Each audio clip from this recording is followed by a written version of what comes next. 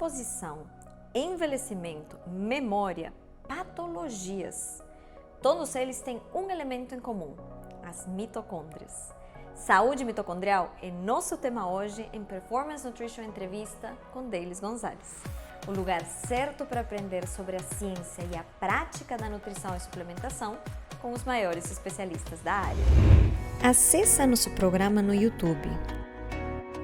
Lá tem muito conteúdo para vocês ficarem bem informados. Gostou do programa? Já deixa um like e se inscreve no nosso canal. Não esqueça de ativar o sininho.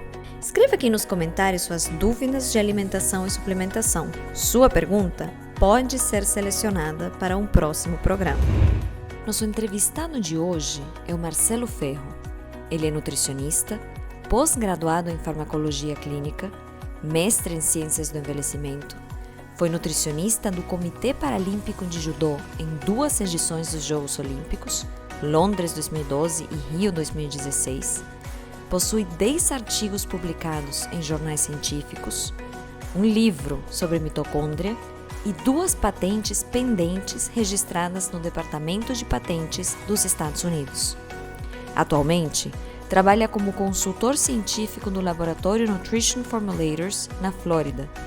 No ano de 2021, recebeu o título de propriedade intelectual por um estudo desenvolvido junto à Universidade de Auburn, Alabama, sobre controle inflamatório em células hepáticas e muscular.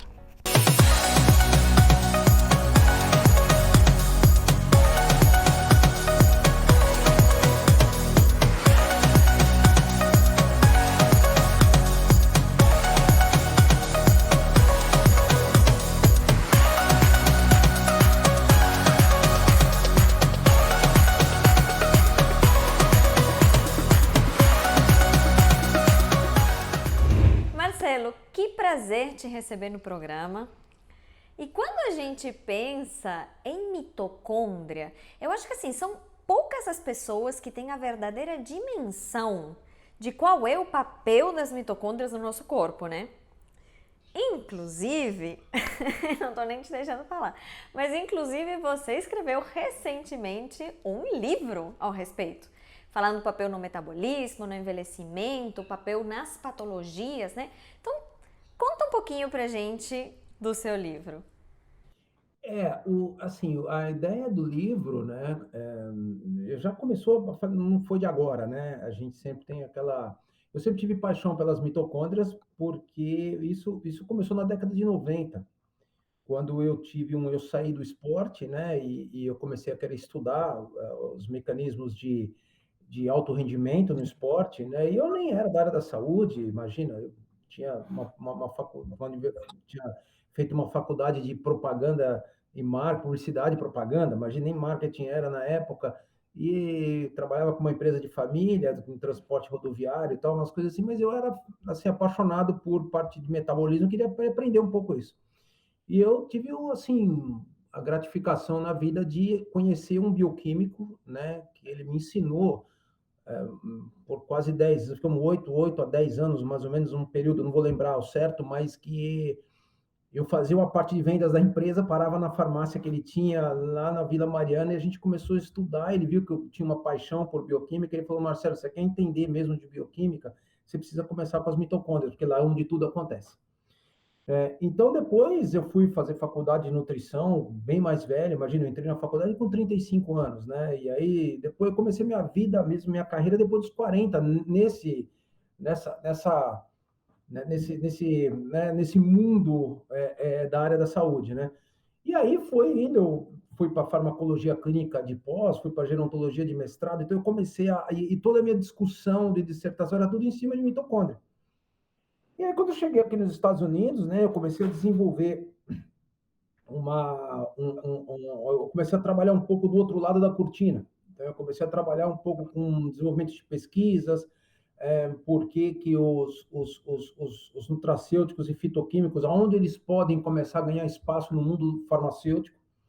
E isso eu tive que provar algumas coisas aqui. Então a gente acabou conseguindo aí uns estudos interessantes aí em Auburn, né, na universidade, e o foco todo, né, quando a gente fala de inflamação, a gente fala de estresse oxidativo, a gente fala de síntese proteica, biossíntese de aminoácido, né, síntese de hormônio, tudo isso passa pela mitocôndria, né? É lá onde tudo acontece.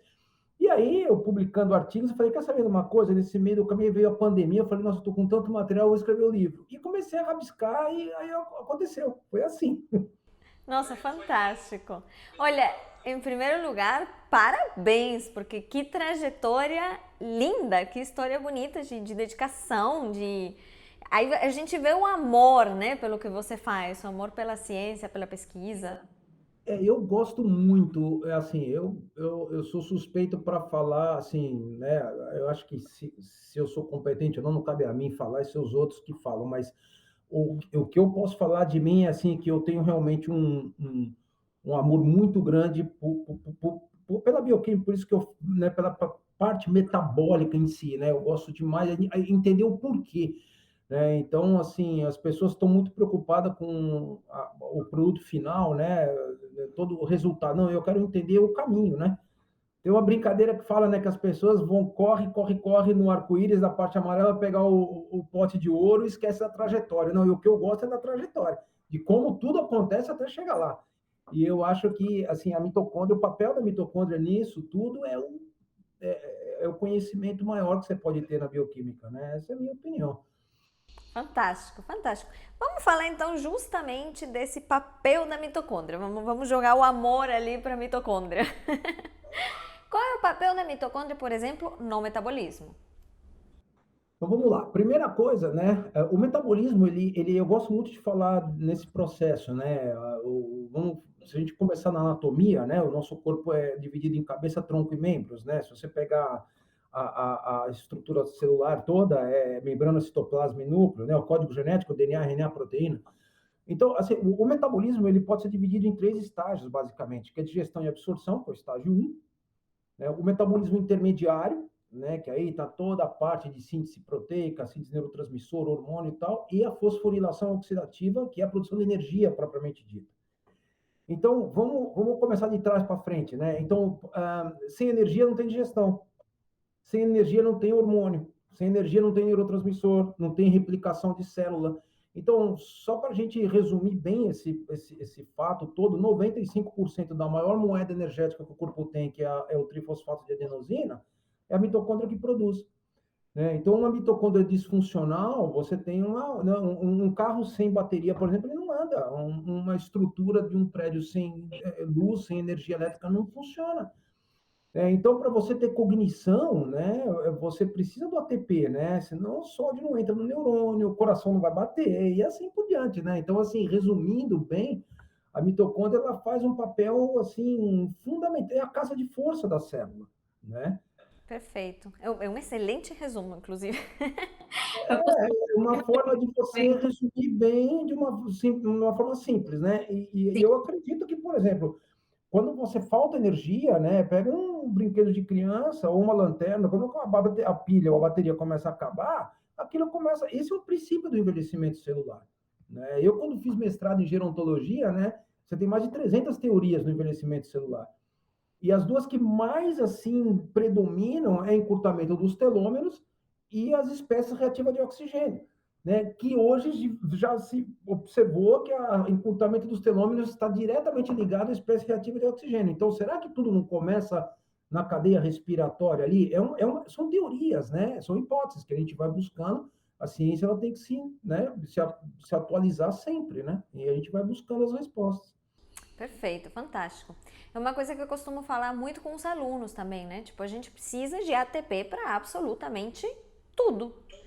Logo, se faltar ATP, nada vai funcionar. E se a mitocôndria tem um papel central na produção de ATP, se a mitocôndria não estiver saudável, nada vai funcionar, né? Nada vai funcionar. Exatamente. E no livro você também faz bem forte esse paralelo, justamente, da mitocôndria com o envelhecimento, né? Você explora, então, esse mecanismo via a produção de radicais livres, de espécies reativas de oxigênio ou outros mecanismos também? O livro eu fui um pouco a fundo em todo esse processo, né? Então, assim, a primeira parte do livro ela coloca muito do papel das mitocôndrias na fisiologia dos tecidos, né? De forma geral, nos tecidos que mais demandam energia, né? Que nem o sistema nervoso central, né, a musculatura tanto cardíaca quanto a musculatura esquelética, os enterócitos, né, as células parietais do estômago, os enterócitos, né, tem uma quantidade muito grande de mitocôndria, né, e aí o que a gente observa é que nas patologias, né, existe uma alteração, né, tanto na morfologia quanto no processo mesmo de síntese de energia ali das mitocôndrias, né? Então, existe uma coisa que, assim, que a ciência está começando a observar agora, algo que eu acredito muito, é um negócio chamado sinalização retrógrada. O que significa isso, né? A mitocôndria ela tem o seu próprio DNA, né? Só que, por parte da evolução, depois, se der tempo, eu conto essa historinha da evolução das mitocôndrias, que é um negócio fantástico, que isso é um charme, né? De como começou a mitocôndria dentro da célula, que é um ser vivo dentro de outro ser vivo, né? Então, o que acontece é que o núcleo passou a dominar todo o genoma mitocondrial, né? Mais de 1.500 genes da mitocôndria são controlados pelo núcleo, só 37 ficaram por controle da própria mitocôndria. Quando você começa a ter patologias, né, como principalmente no câncer, né, as células, praticamente todo tipo de câncer, você tem uma sinalização retrógrada. A mitocôndria, né, esses fatores de transcrição que vão fazendo todo o processo de informação de síntese proteica da mitocôndria, ele é alterado. Por quê? Porque a mitocôndria sinaliza ao contrário, né? Quando você vai do núcleo para a mitocôndria, a gente chama isso de sinalização anterógrada, que é o correto, da fisiologia normal. Quando você tem a sinalização retrógrada, a mitocôndria, por algum motivo que ainda não se sabe, ela sinaliza o núcleo para alterar toda essa formação da proteína da cadeia respiratória, aonde aquilo vira um problema, que você começa a defender a apoptose no tumor, o tumor não morre, entendeu? Você não tem ativação de caspase, nada disso. Então, é estranho isso, essa comunicação entre o núcleo e a mitocôndria é algo que no futuro a gente vai ver muita ciência usar isso daí para um mecanismo de tratamentos para doenças neurodegenerativas, para câncer. É isso que eu abordei um pouco no livro, né? Não só a falta de energia, mas sim esse comportamento dessa conversa entre o material genético, né, da célula, né, e o próprio genoma mitocondrial. É algo que futuramente vai vir com força, né? Interessantíssimo. E que está na base, então, de muitas patologias, né? Quando a gente pensa, então, em mitocondriopatias ou mitocôndria associada a outras patologias, quais são as principais, assim, que a gente pode pensar?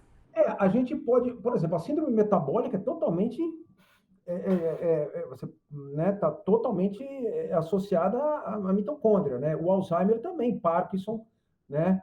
O câncer, a gente vê muita alteração, porque o engraçado na mitocôndria, né, deles que se você pega assim, o metabolismo mitocondrial no Alzheimer, ele é completamente oposto ao câncer. Porque o que acontece no Alzheimer, né? No Alzheimer, o que acontece?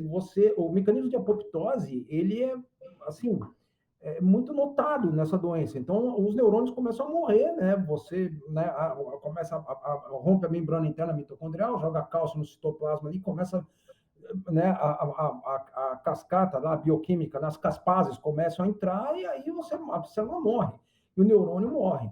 Né? Então, o que a gente procura fazer? Aí a gente entra com, né, o livro fala muito de terapias alternativas de plantas, principalmente nas medicinas orientais, milenares, como se utilizavam isso para você brecar o mecanismo de apoptose, né, diminuir a formação das placas amiloides ali, né, diminuir o processo inflamatório no neurônio e reativar a cadeia respiratória mitocondrial. Né? Então, esse é um propósito. Só que no câncer é totalmente ao contrário, porque a mitocôndria ela se fortalece de um jeito aonde não tem ruptura de membrana mitocondrial interna, né, para proteger o tumor, ele não quer morrer. Então, ele tem um sistema antioxidante muito forte, ele protege. Então, o que você tem que fazer? Desligar o sistema antioxidante da mitocôndria. E aí você entra com... E por incrível que pareça, aí que vem algo assim, que eu acho que o livro veio revelar, você tem plantas que são inteligentes.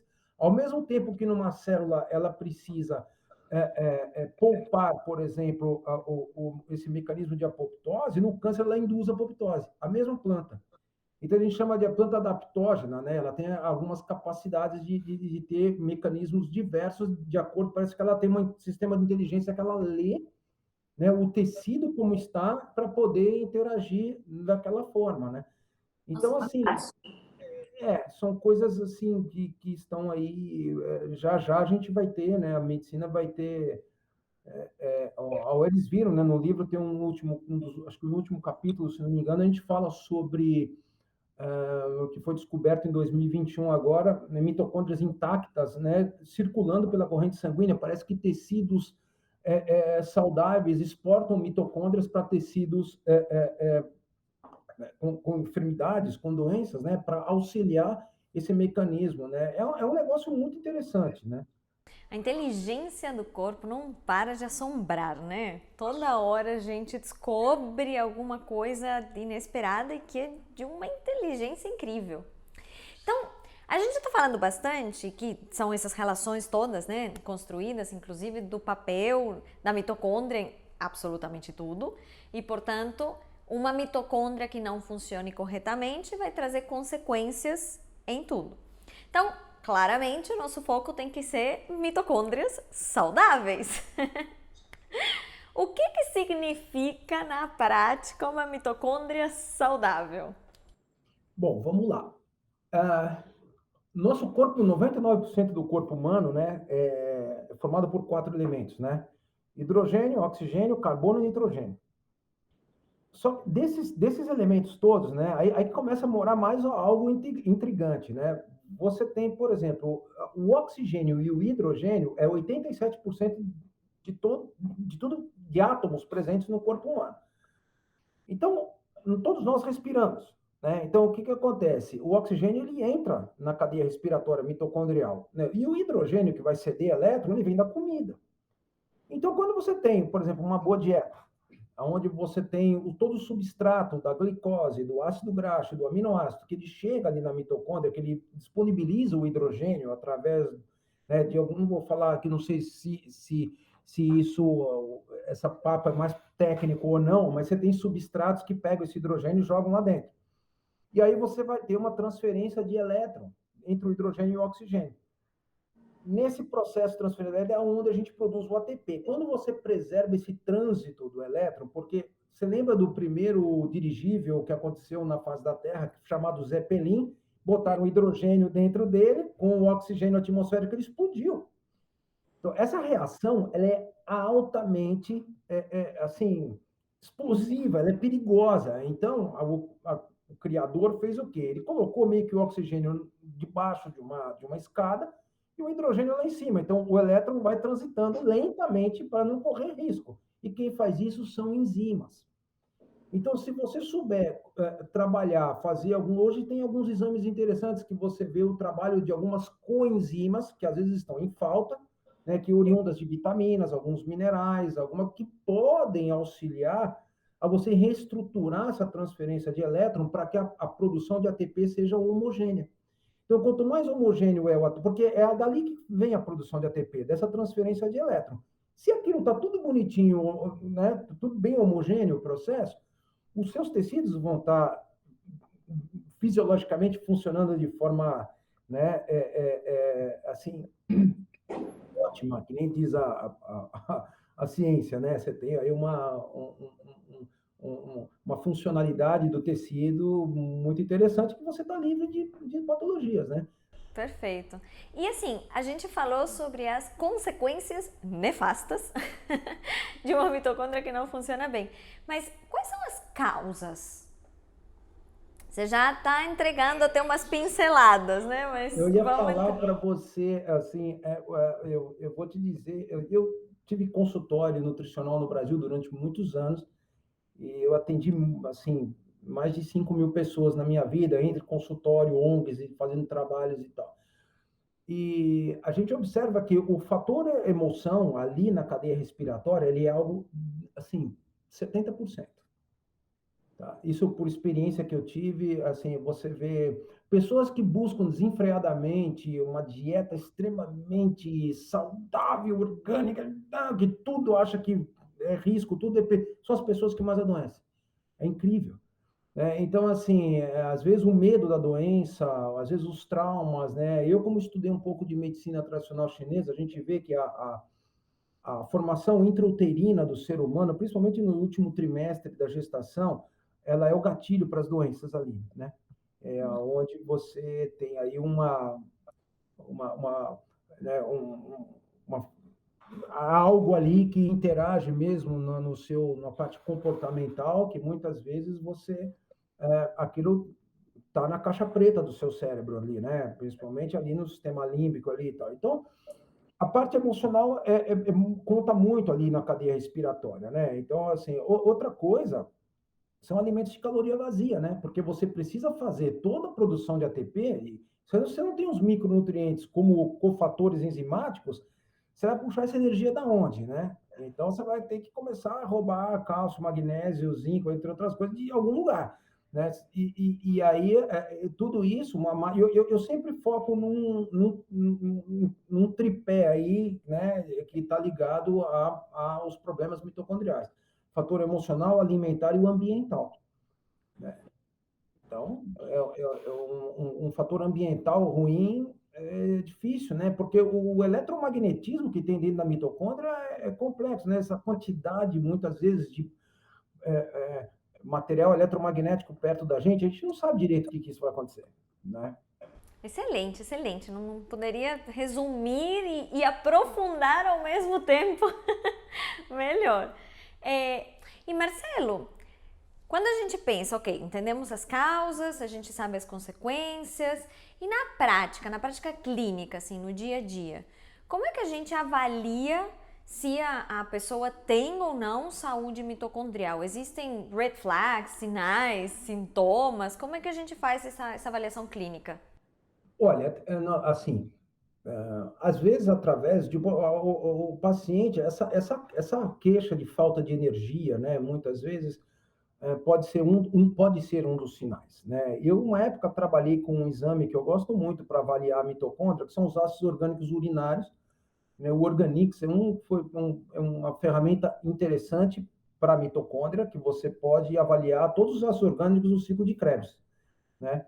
Então, se você tem, por exemplo, uma quantidade maior que você está expelindo de ácido orgânico, significa que a conversão de um ácido, os cofatores enzimáticos entre um ácido e outro, tem alguma coisa errada aí daquelas vitaminas e o exame te traz a resposta do que você precisa repor. Isso eu acho fantástico. Acho para a mitocôndria, nós estamos falando de mitocôndria, eu acho fantástico, né? Por exemplo, o que você vê alguns fatores, né? Tipo alguns sintomas de dor crônica, como a fibromialgia, tem muito a ver com mitocôndria, né? Se você pega, por exemplo, a sarcopenia, tem muito a ver com mitocôndria, né? Então, por exemplo, a memória fraca, falta de foco, essas coisas, isso tem muito a ver com mitocôndria, né? Então, a gente procura dar uma organizada, né? Colocar algumas coenzimas, né? Muitas vezes isso ajuda bastante. Quando a gente fala muitas vezes de falar também, vamos melhorar toda a função da membrana plasmática do neurônio, não esquece que a membrana externa mitocondrial, ela é a mesma estrutura e utiliza os mesmos substratos que você vai passar por exemplo, os fosfolípides, que são tão importantes, eles vão atuar no nível mitocondrial também, né? Então, assim, são algumas ferramentas que a gente pode ir avaliando, né? Mais específicas e, às vezes, a sensibilidade também do nutricionista ou do nutrólogo, do médico, na hora de fazer uma anamnese, né? É coisa que hoje em dia está muito, meio que a anamnese está muito superficial, tem que aprofundar, né? Eu fazia 50 perguntas para meus pacientes na anamnese, para tentar entender aonde que está o desequilíbrio ali, né? Perfeito. Eu sempre brinco, inclusive eu falo para os alunos que a anamnese é a bússola da estratégia. A anamnese bem feita. Na verdade, eu nem falo anamnese, sendo bem sincero, eu falo coleta de dados, porque eu acho que hoje a gente tem tanta possibilidade de dados para coletar que uma anamnese muito bem feita é importante, mas esses outros também complementam, né? E isso vai apontar qual que é o melhor caminho, sem dúvidas, né? Então, a gente fez todo o trabalho, identificou que a pessoa de fato tá ali com uma mitocôndria que tá capengando. Dá para reverter? Sim, Aí isso vai depender muito, né, da predisposição do próprio paciente, né, da disciplina do paciente, da forma como o paciente, às vezes, eu já vi muito isso, né, o paciente está doente e você faz um tratamento e o paciente começa a melhorar, mas ele não quer melhorar, principalmente o idoso, ele quer atenção familiar, então para ele, se ele melhorar, é complicado, né? Então, isso é algo muito interessante, né? Porque você vê como é que funciona a parte comportamental. Mas, para falar assim clinicamente, existem alguns, se você fosforila, né? Você joga uns fosfatinhos nos fatores de transcrição mitocondrial para melhorar toda a biogênese dessa organela, e você consegue reorganizar essa população de mitocôndrias saudáveis dentro da célula, né? Então, você pega, por exemplo, aqui nos Estados Unidos, né, o órgão que mais se faz transplante aqui hoje é fígado, né? A esteatose hepática, né? Eles, né, que leva, o que mais tem aqui é a cirrose hepática não alcoólica e não medicamentosa. Então, isso vem de comida, vem de estilo de vida, né? Então, a gente está procurando, um dos trabalhos que a gente fez com o Almo foi justamente isso, arrumar uma forma de você ativar novamente os processos de beta-oxidação, para tirar essa quantidade de triglicéridos no fígado, né? E para conseguir voltar a fazer energia no órgão, né? Através de fitoquímicos. E isso é possível, é possível. Perfeito. Eu vou ficar com essas palavras do É Possível, te agradecer muito já por você estar compartilhando tanta experiência e a gente vai voltar já já no A Nutri Responde com a parte prática. É possível? Agora vamos pro como.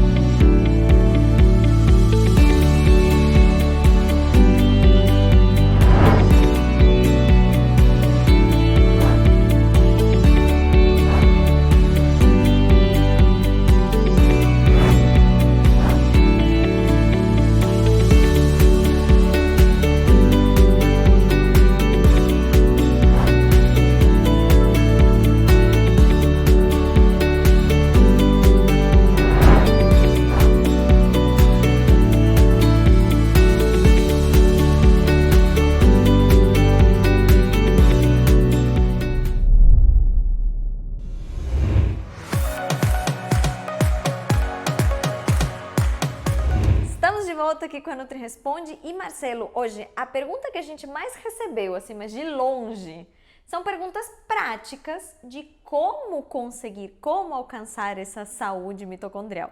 Então, qual que é o caminho e qual é o papel da nutrição e da suplementação nesse processo? Então, vamos lá. Eu sempre fui fã de dietas mais homogêneas do que dietas heterogêneas. O que significa isso? Quando você pega toda a membrana que é a basolateral, que ela está ligada no interstício, tanto da parte das células parietais ali no estômago, quanto dos enterócitos, a quantidade de mitocôndria ali é absurdamente alta, né? Então, para você fazer a movimentação, né, aumentar a HCl no estômago, depois aumentar a concentração de bicarbonato no intestino, ali exige uma demanda energética absurda, né? Então, quanto mais você mistura alimento, né, mais demanda energética o corpo precisa. Esse é um dos motivos que a restrição calórica lá atrás mostrou que se você realmente exigir menos da energia no estágio 1 do metabolismo, você vai ter mais tempo de vida. Que agora nada mais é a mesma coisa que está acontecendo com o jejum intermitente, né? O que acontece é o seguinte, você gastou menos energia, você tem mais, né? Então, não necessariamente, né, a restrição calórica foi algo que a ciência mostrou, agora está vindo o jejum, né, e tal. Bom, então, assim, eu acredito muito nessas metodologias orientais de você não ficar conflitando alimentos que têm posicionamento de digestão de enzimas em meios opostos de pH. Isso você otimiza mais o nutriente para dentro do sistema, sem demandar energia tão grande para a digestão. Então, esse é o primeiro ponto, que eu acredito que isso ajuda horrores. Segunda coisa, nós temos aí, por exemplo, né, os alimentos que são ricos em vitaminas e minerais, né? Então, assim, não colocar alimentos que tem caloria vazia, porque isso vai te roubar com o fator enzimático na ação mitocondrial. Então, isso é a base da nutrição, né? Aí, nós temos aí uma outra fonte interessante, né? Que as frutas roxas, né? Todos aqueles flavonoides, aquelas coisas, eles têm uma interação muito grande, principalmente o resveratrol, né, que foi na farmacologia clínica, na minha conclusão de curso, eu fiz, depois eu publiquei um artigo sobre o resveratrol, né? O resveratrol, ele tem uma interação numa proteína chamada sirtuína 3, né? E num tipo de peroxissomo que ele ajuda a você aumentar a biogênese da mitocôndria, né? Então, assim, é impressionante o que o resveratrol faz na mitocôndria, né? Então, plantas como berberina, né? A berberina sinaliza uma proteína chamada AMPK, né? Que ela tem condições de também aumentar a biogênese mitocondrial, né? E melhorar toda a função dessa organela. Eu adoro uma planta da medicina tradicional chinesa, né, que isso tem em chás também, chamado Gynostema pentaphyllum, que é uma planta chamada Jiagulan. Essa é considerada a planta da imortalidade para a medicina tradicional chinesa, né, porque além dela diminuir e derruba a cascata inflamatória no sistema, né, ela é assim, tem vários artigos que mostram assim, a capacidade dela de aumentar a biogênese mitocondrial assim, de forma notável, né? E aí nós temos os carotenoides, né? Eu tenho um trabalho bem legal com a astaxantina aqui, que a astaxantina é fantástica, né? Ela tem uma interação na CPT, que é uma enzima carnitina palmitoiltransferase no fígado, que ela melhora a atividade da enzima, que transporta mais ácidos graxos para dentro do fígado, quando o fígado está meio, né, naquele processo iniciando uma esteatose, né? Então, isso aumenta toda a beta-oxidação dos ácidos graxos no fígado, né? Aumenta a capacidade da mitocôndria em interagir. Então, assim, hoje, assim, são inúmeros os fitoquímicos aí que podem realmente auxiliar no processo mitocondrial, né? E a gente é só ter uma estratégia, aí vem a individualidade do ser humano. Às vezes um paciente está melhor com uma planta, o outro com outra, né? Esse que é o... Eu gosto de falar, assim, que eu até hoje a medicina nunca viu né? Você pode pegar a sua digital, desde que começaram a mexer em digitais, as digitais não se repetem, né? É O ser verdade. humano é um universo único, então é difícil você passar uma receita de bolo, né? Então, hoje em dia a gente tem usado muito aqui, trabalhado com terpenoides, né? Terpenoides são resinas, isso começou através da cannabis por causa do CBD, né? O CBD é algo interessante porque ele melhora a metabolização de cálcio pelas mitocôndrias, principalmente pela ATPase ali na síntese de ATP, né? O CBD já mostrou propriedades bem interessantes. Existe um terpenoide que não é só da cannabis, ele vem no óleo de copaíba, nos óleos essenciais, está muito famoso, que é o beta-cariofileno, né? Nossa, esse terpenoide aí, ele é muito interessante na forma como ele modula a mitocôndria nas doenças. Então, assim, tem muita coisa, né, deles para falar, né, de tratamento alternativo para mitocôndria aí, que eu acho bem interessante, né? Eu dei alguns desses aí estão tudo no livro, né? Esse livro, ó, fica a dica, vale muito a pena a leitura. E assim, a gente está falando já do caminho da alimentação, você trouxe alguns pontos importantes, o caminho de plantas, né, de fitoterápicos ou de nutracêuticos, das plantas como um todo, e dentro da suplementação um pouco mais tradicional. Isso, eu ia esperar você me perguntar. Aí a gente tem, por exemplo, a coenzima Q10 é fantástica para isso, né? Então, por exemplo, o magnésio nem se fala, né?